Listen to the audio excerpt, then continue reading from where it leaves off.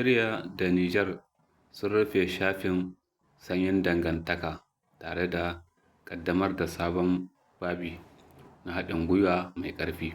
Shugaban ƙasar Algeria ya bayyana cewa ziyarar da shugaban ƙasar Nijar ya kai Algeria ta zama tarihi domin ta kawo ƙarshen wani lokaci da dangantakar ƙasashen biyu ta yi sanyi ba kamar yadda ya kamata ba.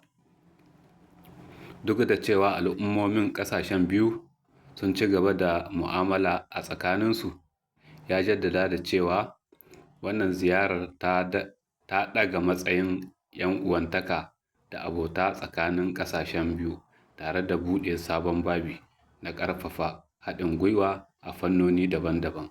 Shugaban ya tabbatar da cewa an cimma matsaya kan ƙarfafa haɗin gwiwa a fannin tsaro, horar da sojoji da kuma yaƙi da ta'addanci. Ya ce tsaron Algeria tsaron Nijar ne, kuma ƙasashen biyu za su kasance a layi guda wajen fuskantar duk wata barazana tare da amfani da ƙwarewa da kayan aiki da Algeria ke da su domin tallafawa Nijar. Haka kuma an amince da faɗaɗa haɗin gwiwa a ɓangarorin makamashi, man fetur da wutar lantarki da kuma fannin ilimi, horar da jami'ai da horar da sana'o'i da horon soji. An kuma tattauna wasu muhimman ayyuka a ɓangaren lafiya da yadda labarai da kuma yaɗa labarai har da gina gidan talabijin domin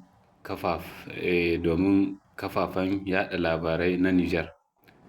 Daga cikin manyan abubuwan da aka sanar akwai shirin fara aikin bututun iskar gas, wanda mun sani dama shine abu na farko wanda ya sa Algeria ta yi wannan gayyata. Bututun gas da za a jayo daga wanda zai ratsa Nijar, wanda zai fito daga Nijeriya ya ratsa ta Nijar ta cikin ƙasar Nijar. An shirya cewa bayan watan Ramadan, cikin kwanaki 10, kwamitin haɗin gwiwa na ƙasashen biyu zai zauna domin fara aiwatar da yarjejeniyoyin a aikace.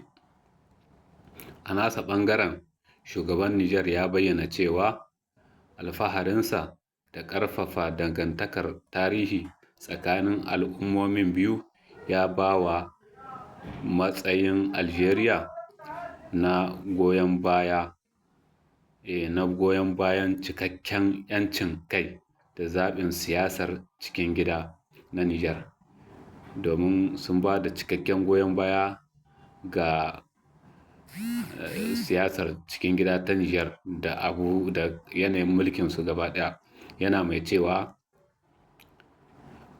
wannan matsayi abin girmamawa ne ga gwamnatin Algeria da al'ummarta. General Chani kuma ya jaddada cewa Algeria ba za ta taɓa bari a yi amfani. Abdulmajid Tebboune ya kuma jaddada cewa Algeria ba za ta taɓa bari a yi amfani da ƙasarta wajen kai hari ga wata ƙasa ta Afirka ba, musamman ganin irin wahalhalun da al'ummar Algeria suka sha a tarihinsu na can baya. A ƙarshe, an bayyana cewa wani sabon babi na tarihi yana buɗewa ga yankin Sahel da nahiyar Afirka, wanda tushensa shine haɗin kai, aminci da haɗin gwiwa mai ƙarfi tsakanin Algeria da Nijar.